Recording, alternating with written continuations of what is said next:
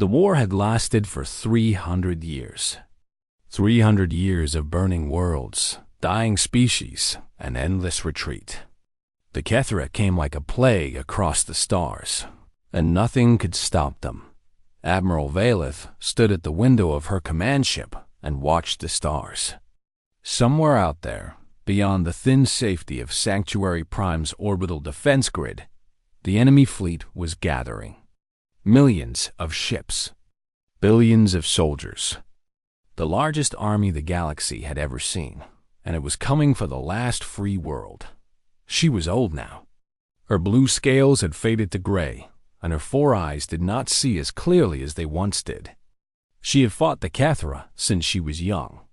She had watched them consume 17 civilizations. She had seen species that had existed for millions of years vanish in a single generation, and now it was almost over. The coalition of free worlds had done everything possible. They had united species that had been enemies for thousands of years. They had built weapons that should have been impossible. They had sacrificed entire systems to slow the advance. It was not enough. It was never enough. The Kethra were insects. Huge, armored, utterly without mercy. A single soldier stood 3 meters tall, with 4 arms ending in claws that could cut through starship armor. They felt no fear. They felt no pain. They reproduced by the billions, and every dead soldier was replaced within days. But that was not what made them unstoppable. What made them unstoppable was the overmind. The Kethra shared one consciousness. Every soldier, every ship, every hive across 1,000 worlds thought with one perfect intelligence. They could not be confused. They could not be deceived. They learned from every battle and never made the same mistake twice. Against such an enemy, courage meant nothing. Sacrifice meant nothing. You could win 100 battles and still lose the war, because the overmind would simply adapt and return stronger. Valeth turned away from the window. Her aide, a young archivist named Torvan, was waiting with a data tablet in his thin fingers. "You found something?" she asked.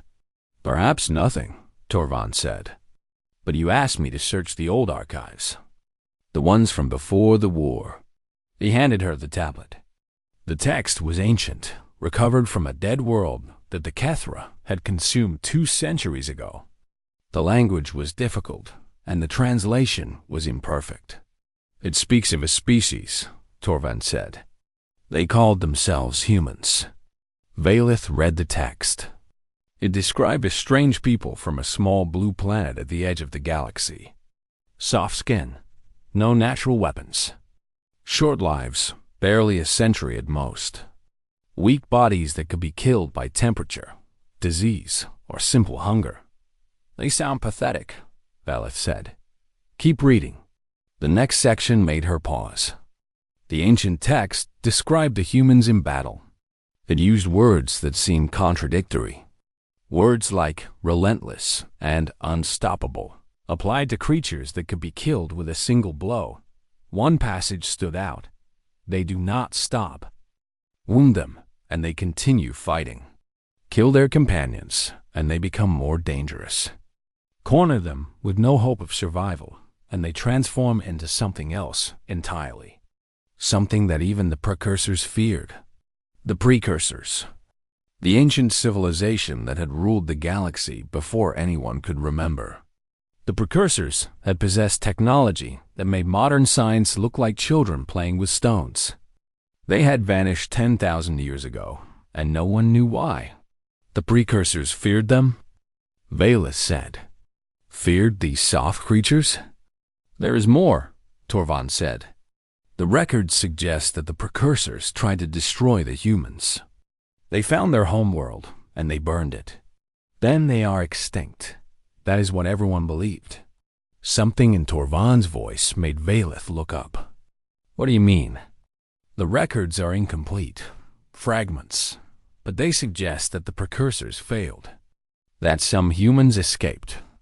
That they scattered across the dark spaces between stars and disappeared." Valeth shook her head. Even if that were true, it was 10,000 years ago. If they survived, where are they? Why have they never shown themselves? Torvan had no answer. That night, the Kethra fleet arrived. Valith watched from the command center as the sensors filled with red markers. 1,000 ships. 10,000. 100,000. They kept coming, pouring out of faster-than-light space like blood from a wound. The largest fleet in the history of the galaxy, and it was here to end everything. The coalition forces moved to defensive positions. It was hopeless, but they would fight anyway. That was all they could do. And then something strange happened. A new signal appeared on the sensors. Far behind the Kethra fleet, in a region of empty space where nothing should exist, ships were emerging. But these ships matched no known design. Their energy signatures were unlike anything the Coalition had ever recorded. What is that? Valith demanded. Her sensor officer was staring at her screens with an expression of complete confusion. I do not know. The computer cannot identify them. But there are... Admiral, there are thousands of them. The unknown fleet was moving. Not toward Sanctuary Prime, toward the Kethra. The first transmission came through on every frequency at once. It was in every language known to the Coalition, as if the senders had been listening for a very long time. This is the Terran Expeditionary Force. We received your distress calls. We have been traveling for 3 years to reach you. Velith's heart stopped. Terran. Tovan whispered.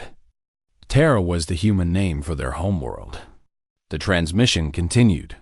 We know you have been fighting alone. We know you are tired. We know that you have lost much and that hope is hard to find. The unknown ships began to fire. Weapons that the Coalition had never seen tore through the rear of the Kethra fleet. Explosions bloomed in the darkness of space. We apologize for the delay, the voice said. We had to be certain we were ready. 10,000 years is a long time to wait, but we have learned patience. Valith watched as the Kethra fleet began to turn, trying to face this new threat. For the first time in 300 years, she saw confusion in their movements. The Overmind had not predicted this. Could not have predicted this. We are humanity, the voice said. You thought we were a myth. You thought we were dead. But we survived. We rebuilt. We remembered. The ancient text on Torvan's tablet suddenly made sense. The warnings about what happened when you cornered humans. The fear in the Precursor's words. We are coming. The battle for Sanctuary Prime had begun. And for the first time in 300 years, the Kethra were not the hunters. They were the prey. Ambassador Kelithver had felt the emotions of 1,000 species across 100 worlds. That was his gift and his curse. The Emirians were empaths. They could sense what others felt as clearly as seeing colors or hearing sounds. It made them perfect diplomats, because you cannot lie to someone who feels your truth. He had felt the cold calculation of the Silurians, the burning pride of the Vorthik, the gentle curiosity of the Mindari. He had even once touched the edge of the Kethra hive mind and felt nothing but hunger. Endless, bottomless hunger. He thought he understood the range of what sentient beings could feel. He was wrong. The human ship was called the Unconquered. It was an ugly thing by Coalition standards. No smooth curves. No elegant design. Just sharp angles and thick armor and weapons covering every surface. It looked like something built by creatures who expected to be attacked at any moment and wanted to attack back. When the shuttle bay doors opened and Kelithver stepped onto the human vessel, the emotions hit him like a physical blow. He gasped and grabbed the wall to steady himself. His assistant, a young Emirian named Shale, caught his arm. Ambassador? What is wrong? Kelithver could not speak for a moment. He was drowning in what he felt from the humans around him. There were perhaps 20 of them in the bay. Soldiers in gray armor, technicians in simple uniforms, officers with symbols on their shoulders. They looked ordinary, small, fragile, but what he felt from them was anything but ordinary. There was anger. Not hot, uncontrolled anger, but something deeper. Something old. It burned beneath the surface like a fire that had been carefully contained but never extinguished. 10,000 years of anger at what had been done to them, held in check by iron discipline. And beneath the anger, something else. Something Calipher had never felt before. A feeling without a name in any language. He knew it was like looking at a creature that had been told it would die and had simply refused. Not ignored the truth. Not pretended it was not happening. But looked death in the eye and said no. Ambassador? A human voice. Female. Are you unwell? Calipher focused on the speaker. She was shorter than him, with dark skin and gray hair. She stood with a slight lean to one side, favoring her left leg. Her face was lined with age. By Amirian standards, she should be in hospice care, spending her final days in peaceful meditation. Instead, she was wearing the uniform of a military commander. I am. Adjusting, Calipher said. Your emotional signatures are unique. The woman smiled slightly. I am General Adara Okonkwo. Welcome to the Unconquered. She led them through the ship. Calithor tried to focus on his diplomatic mission, but he could not stop feeling the humans around him. Every one of them carried that same burning core. Young or old, soldier or technician, they all had it. That refusal, that defiance. They reached a large room filled with holographic displays. Other coalition ambassadors were already there, representing the major species. The Silurian Admiral Valeth, the Vorthic War Leader Gran, the Mindari Elder Tay Single Quotes, Shandot, and maps. Maps of the Kethra positions. Maps of coalition territory. Maps of the war that was about to end in victory or extinction. 300 years, General Okonkwo said. She stood before the maps with her hands behind her back. You have been fighting alone for 300 years. I cannot imagine what that has cost you. 17 species, Valeth said quietly. Gone completely. Consumed by the hive. Okonkwo nodded. We know. We have been watching. Watching? Gran growled. The Vorthic was massive, covered in thick fur and muscle. His species were warriors. They did not understand waiting. You watched for 300 years while the galaxy burned, while my people died. We were not ready, Okonkwo said. There was no defensiveness in her voice. Just simple truth. When the precursors came for us, we had barely reached our own moon. We had primitive weapons. Primitive ships. They killed 7 billion of us in a single day. The room went silent. 7 billion? Tishan whispered. In one day? Our homeworld was burned to ash while we watched from our escape ships. A few thousand of us survived. Children, mostly. Scientists. Soldiers who happened to be in space when the attack came. Okonkwo's voice remained steady. We fled into the darkness between stars, where no one would look for us. And we began to rebuild. She pressed a control, and the holographic display changed. It showed ships. Human ships. Thousands of them. Then tens of thousands. Then hundreds of thousands. Shipyards hidden in empty space.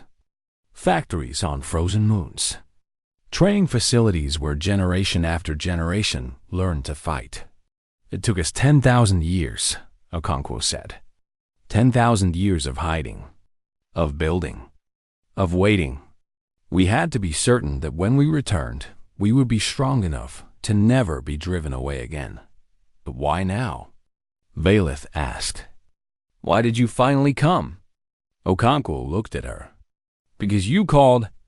30 years ago, you began broadcasting distress signals. begging for help from anyone who could hear. We heard, and we decided that the galaxy had been waiting long enough. Kelethver finally understood what he was feeling from the humans. It was not just anger or defiance. It was purpose. They had survived 10,000 years of exile for this moment. Every human in this fleet had been born and raised and trained for a single goal: to return to the galaxy and prove that humanity could not be destroyed. The Kethra have never been defeated, Gran said. Their overmind adapts to everything. We have tried every strategy, every weapon. Nothing works. Okonkwo smiled. It was not a kind smile. You have never tried humans. She brought up images of human soldiers in combat. They were small compared to most species. No natural armor, no claws or venom, just soft skin and fragile bones, and they were terrifying. They moved like nothing Kelethver had ever seen. Fast, coordinated, but also unpredictable. They used weapons, terrain, their own bodies as shields for each other. They set traps and ambush that seemed almost cruel in their cleverness. And when they were wounded, they kept fighting. He watched a recording of a human soldier take an injury that should have been fatal and continue to advance, continuing to fire, until she finally collapsed on top of her enemy. We are not stronger than the Kethra, Okonkwo said. We are not faster. We do not have their numbers or their hive mind coordination. But we have something they do not understand. What? Valeth asked. We do not stop. Okonkwo looked at each of them in turn. We have been running from extinction for 10,000 years. We have buried our dead on 1,000 frozen rocks between the stars. We have watched our children grow up knowing they might never see victory. And we have never, not once, considered surrender. She turned back to the maps. The Kethra think they are the apex predators in this galaxy. They have never encountered a species that treats extinction as a challenge to overcome rather than an ending to accept. Kelethver felt it again. That burning refusal. That absolute denial of defeat. It radiated from every human in the room. We are going to teach them what fear feels like. For the first time in 300 years, Ambassador Kelethver felt something strange in his own chest. Hope. The Battle of Sanctuary Prime began at dawn. Lieutenant Commander Yevern of the Silurian Fleet watched from the observation deck of the command ship as the Kethra Armada moved into attack formation. He had been a soldier for 60 years. He had seen hundreds of battles. He knew how they ended. The Kethra outnumbered the combined fleet 3-1. They had more ships, more soldiers, more weapons. The Overmind would coordinate them with perfect precision. And the coalition forces would be crushed like they always were. Except today was different. Today, the human fleet was with them. The Terran ships held the left flank. They were strange vessels, built without elegance or grace. Thick armor. Exposed gun batteries. They looked like they had been designed by someone who expected to be hurt and wanted to hurt. Back harder. The Kethra began their advance. A wall of ships moving forward with mechanical precision. The Overmind had studied coalition tactics for 300 years. It knew every trick, every strategy, every weakness. It had adapted to everything and could not be surprised. Then the humans did. Something strange. Their formation broke apart. Ships scattered in every direction, turning their backs on the enemy, appearing to flee. The Kethra sensors showed disorder and confusion. The Overmind saw weakness and ordered pursuit. Thousands of Kethra ships accelerated after the retreating humans. Yevern watched in horror. They are running? The humans are running? But Admiral Valeth was watching the tactical display with narrowed eyes. No, she said quietly. Watch. The human ships had not slowed down. They were moving faster, actually. But they were not heading for empty space. They were heading toward gaps in the Kethra formation. And as the pursuing ships spread out to catch them, the human ships exploded, not from enemy fire. They detonated from within. Each one became a ball of nuclear fire that expanded outward and consumed everything nearby. Yevren could not believe what he was seeing. They destroyed their own ships? Those were not crude ships, Valis said. They were missiles. Giant missiles designed to look like warships. The Kethra fleet was in chaos. Hundreds of ships destroyed in seconds. The perfect formation shattered. And now the real human ships were coming, emerging from hidden positions behind asteroids and debris clouds, firing weapons that Coalition sensors could barely understand. The battle became something Yevren had never witnessed before. The humans did not fight like any species he knew. They did not form defensive lines. They did not protect their flanks. They attacked constantly from every direction, in patterns that seemed random but were precisely coordinated. When a human ship was damaged, it did not retreat.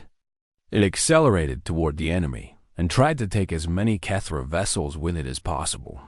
The Overmind tried to adapt. It always adapted. But this time, something was wrong. The humans changed tactics faster than the hive could respond. Every time the Kethra found a pattern, the humans abandoned it and did something completely different. For the first time in 300 years, the Kethra were confused. But the battle in space was only half of the fight. The Kethra had another advantage, one that had never failed them. Their ground forces. A Kethra soldier stood 3 meters tall. Its body was covered in natural armor that could stop plasma fire. Its forearms ended in claws that could cut through metal. It felt no fear, no pain, no hesitation. And there were billions of them. When the first waves of Kethra dropships broke through the orbital defense and headed for Sanctuary Prime's surface, the Coalition defenders prepared for the worst. They had built fortifications. They had positioned their best troops. But they knew it would not be enough. Then the human drop pods began to fall. Private Thiessen of the Vorthok ground forces was stationed at the eastern wall when the first humans landed nearby. He was curious to see them fight. The Vorthok respected combat above all things.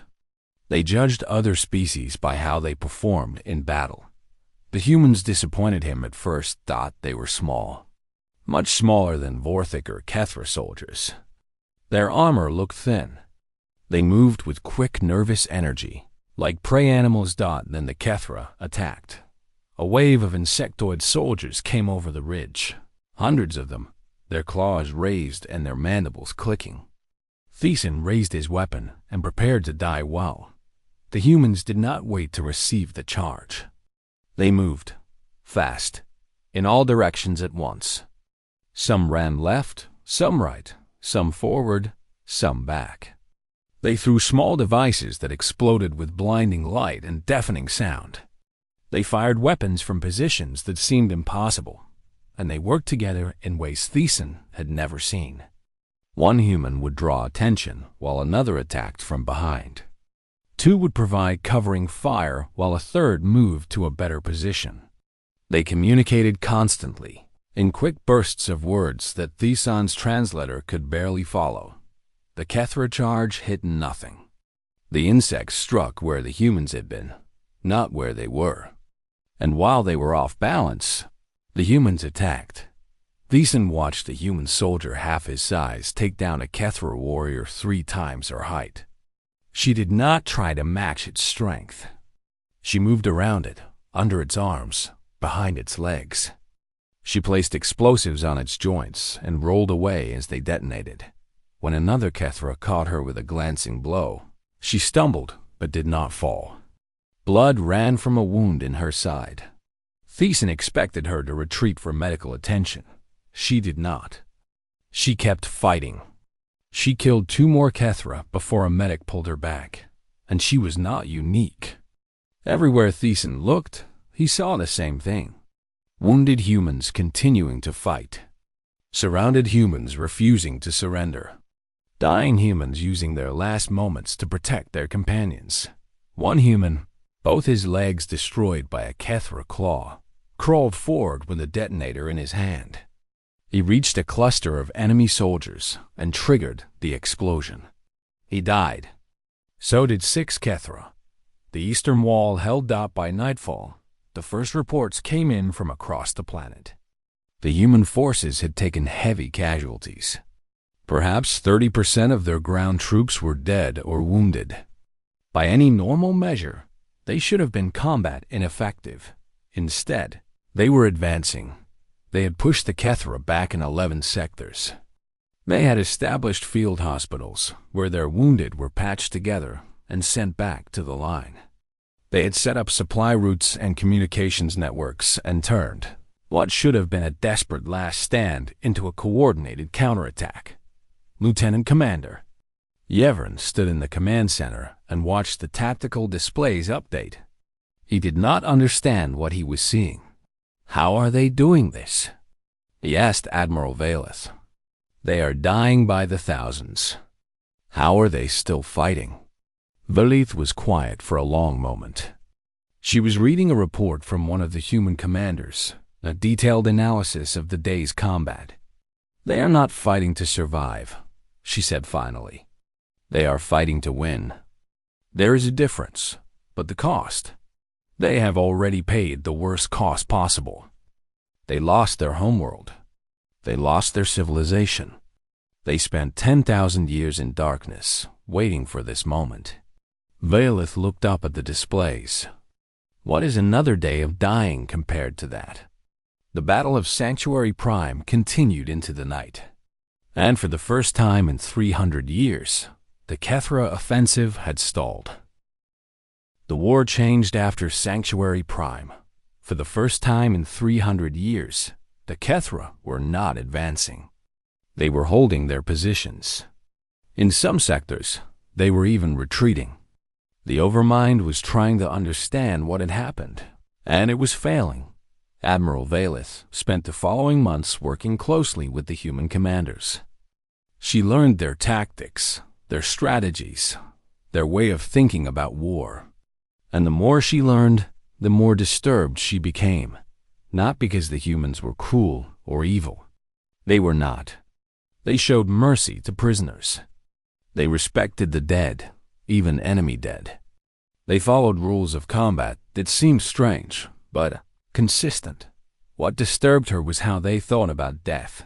One evening, she sat with General Okonkwo in a small room aboard the Unconquered. They had just finished reviewing the casualty reports from the latest battle.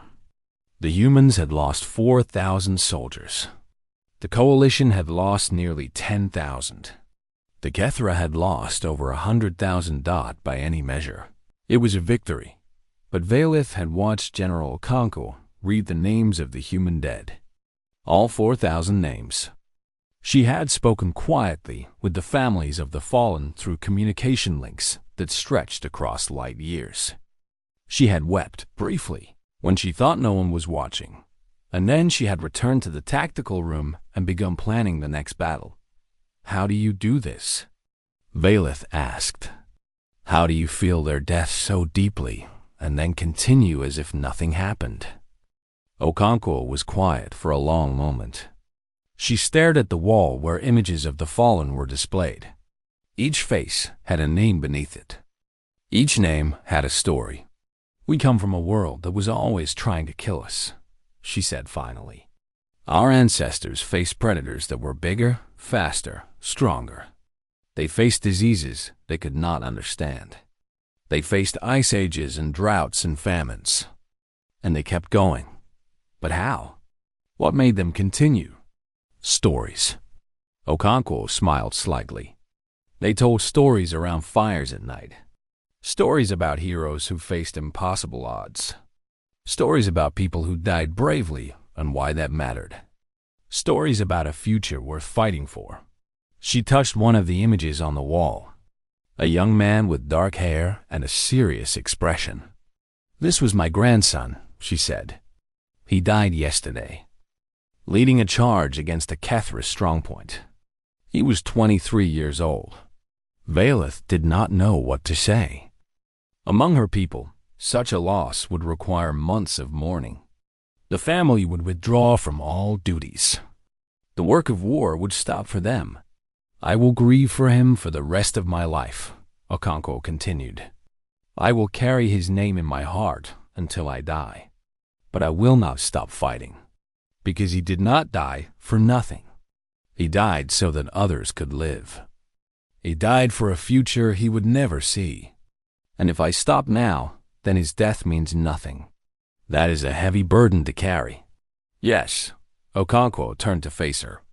But we have been carrying it for 10,000 years. It is familiar now, like an old wound that aches in the cold. Meanwhile, something was happening to the Kethra that had never happened before. Overmind was a collective intelligence that connected billions of individuals across 1,000 worlds. It had existed for millions of years. It had consumed hundreds of species. It had never known failure. Now it was experiencing something new, doubt. The hive mind was not a single voice. It was a harmony of countless voices, all thinking together, all reaching the same conclusions. But after Sanctuary Prime, the harmony was broken.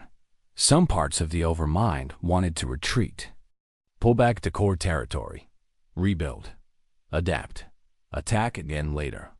Other parts wanted to throw everything at the humans, overwhelm them with numbers, accept any losses necessary to destroy this new threat before it could grow stronger.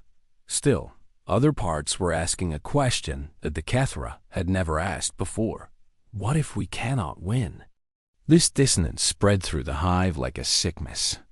Soldiers hesitated when they should have attacked. Commanders made conflicting decisions. Ships moved in patterns that contradicted each other. The Kethra were not falling apart. Not yet.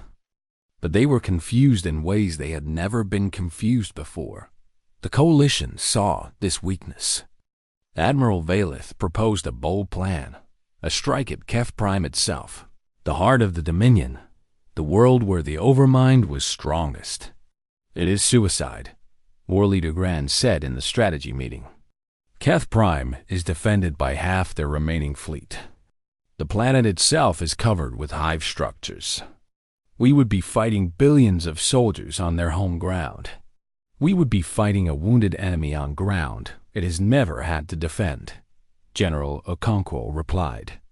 The Overmind has never prepared for an attack on Keth Prime because no one has ever been able to threaten it. They will be unprepared. They will still outnumber us. Yes, but numbers are not everything. Okonkwo looked around the room. You have seen how the Kethra fight when they are confused. They hesitate. They make mistakes.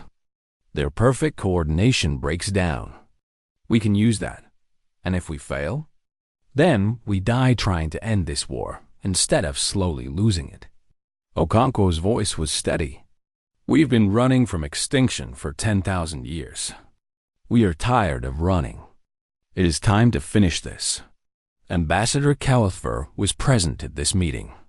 He felt the emotions in the room shift as Okonkwo spoke. The coalition leaders had been carrying despair for centuries. They had accepted that they could not win, only delay the inevitable. Now, for the first time, they were feeling something else. Thought it was not hope, exactly. It was something fiercer. Something that came from watching the humans fight and die and refuse to stop. Something that said, if these small, fragile creatures can face extinction and keep going, then so can we. The vote was unanimous.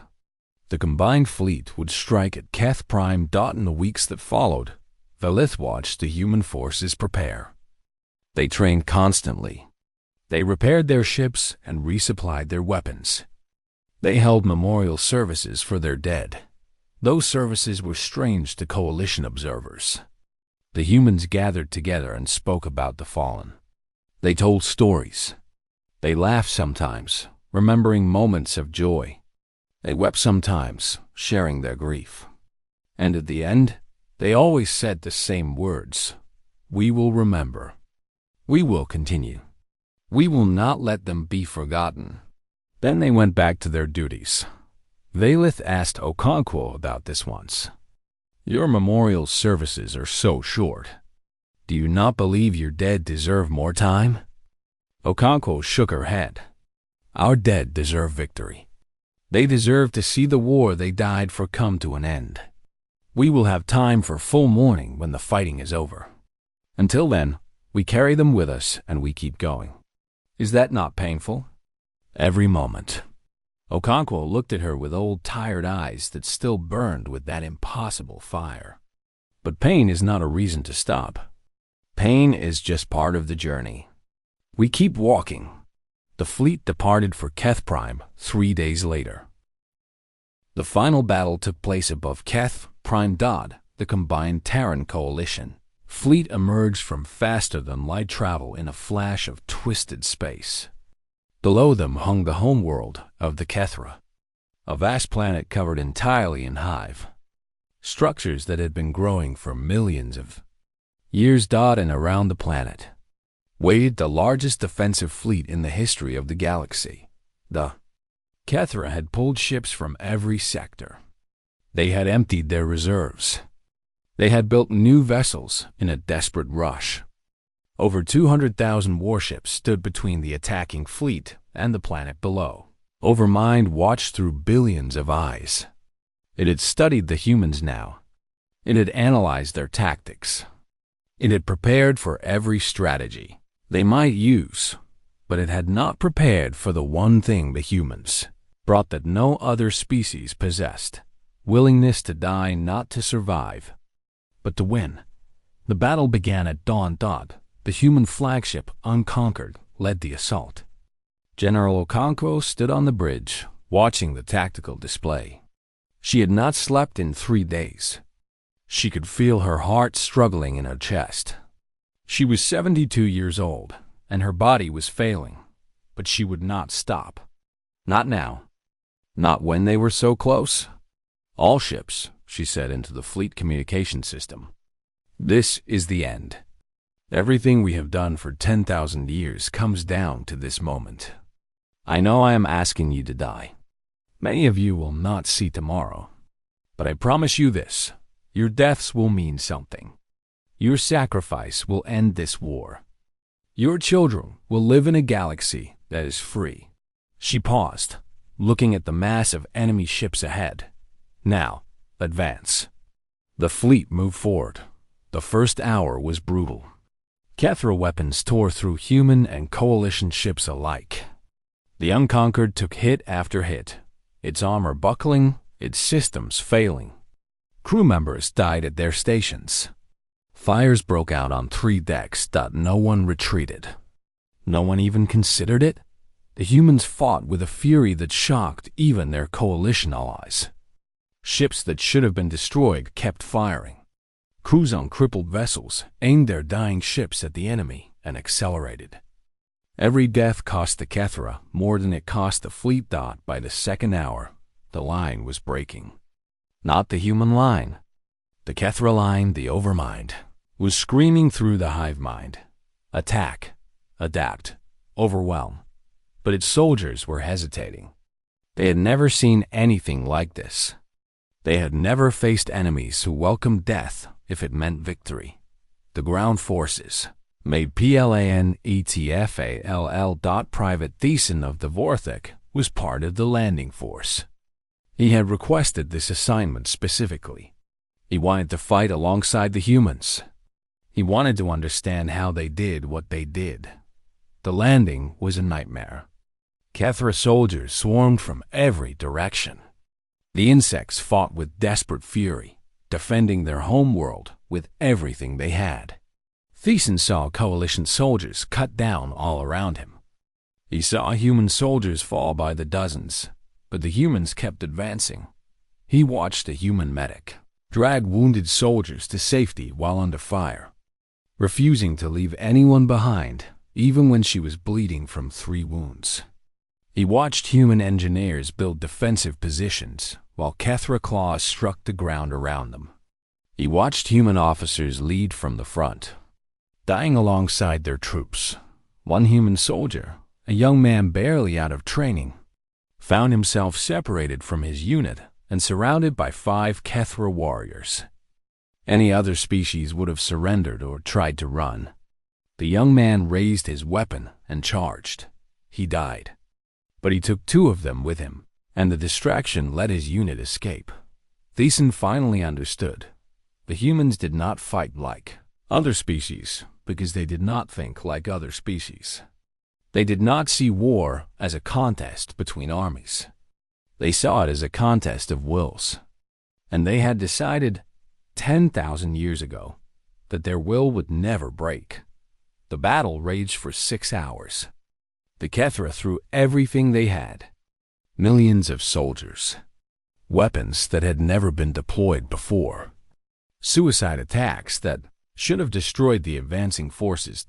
It was not enough. In the hive structure at the heart of Keth Prime, the Overmind watched through the eyes of its dying soldiers.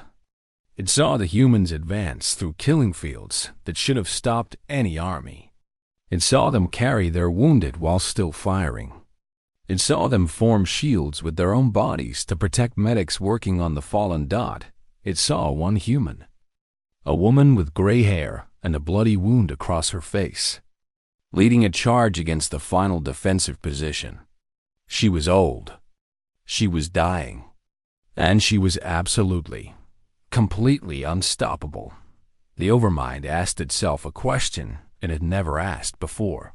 What are they? And it had no answer. For the first time in its billion-year existence, the Overmind encountered something it could not understand. These creatures should not exist. They were too fragile, too short-lived, too emotional. Evolution should have eliminated them long ago. The precursors had tried to eliminate them and failed, and now they were marching into the heart of the hive world. And nothing could stop them. The surrender came at sunset. General Okonkwo stood in the central chamber of the Overmind, surrounded by bodies human and HFY alike. The ancient intelligence that had guided the HFY for millions of years was silent before her. She was bleeding from wounds she had refused to let the medics treat. She was so tired she could barely stand, but she was there, at the end, where she had always intended to be. "This war is over," she said. Her voice was quiet, but the Overmind heard every word. "Your expansion is finished. You will not consume any more civilizations. You will not destroy any more worlds. This ends now." The Overmind could have fought on. It still had soldiers. It still had ships. But for the first time in its existence, it understood something. It could not win. Not against this enemy. Not against creatures who treated extinction as a challenge rather than an ending. Not against a species that had survived 10,000 years of hiding and exile and come back stronger than before. "We accept," the Overmind said. "The war ends." Okonkwo nodded. "You thought you were the hunters. You thought the galaxy was yours to consume. But you never encountered a species that survived extinction. You never faced a people who measure courage, not by the absence of fear, but by the choice to keep going despite it." She straightened, even though her body screamed with pain. "We are humanity. We were here before you rose, and we will be here long after you have learned to live in peace. Remember us. Remember what happens when you corner a species that refuses to die." The war ended that day. Years later, a HFY historian compiled the first complete account of the conflict. They interviewed survivors from every faction. They studied battle recordings and personal logs. They tried to understand what had happened. Their conclusion was simple. The humans were not the strongest species in the galaxy. They were not the fastest, the most intelligent, or the most numerous. By every measure we used to judge threats, they should have been irrelevant. We failed to account for the one quality that defined them. They endured. They broke and they healed. They fell and they rose. They lost everything and they began again. They were thought to be a myth. a story told by dying species to comfort themselves. But myths are simply truths that have survived long enough to be forgotten. The humans remembered, and they returned. On a small memorial on Sanctuary Prime, there is a statue of General Adara, a conqueror. She died 3 days after the surrender, from wounds she had carried through the entire final battle. The inscription beneath the statue reads, "She endured." It is the highest honor humanity knows,